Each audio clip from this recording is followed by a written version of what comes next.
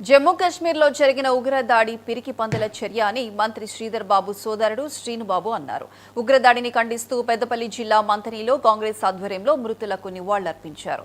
ప్రశాంత వాతావరణంలో జీవిస్తున్న భారతీయులపై ఉగ్రవాదులు దాడి చేయడాన్ని తీవ్రంగా ఖండిస్తున్నామన్నారు. 48 గంటల్లోపు ఉగ్రవాదులను పట్టుకుని మరణశిక్ష విధించాలి కేంద్ర ప్రభుత్వాన్ని కోరారు శ్రీనుబాబు.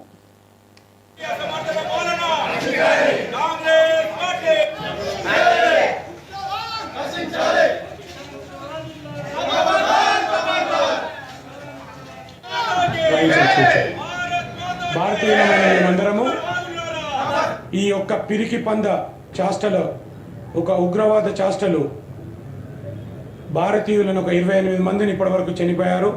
చాలామంది గాయాలతో ఉన్నారు. ఈ చర్యని చాలా ఖండిస్తున్నాము.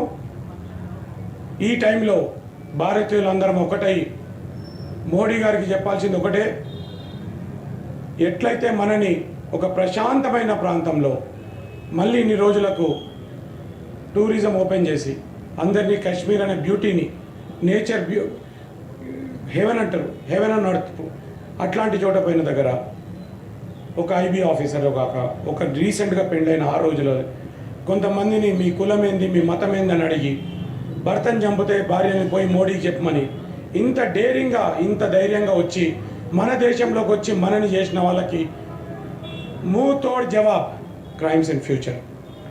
భారతీయులమైన మేమందరము ఈ యొక్క పిరికి పంద చేష్టలు, ఒక ఉగ్రవాద చేష్టలు భారతీయులను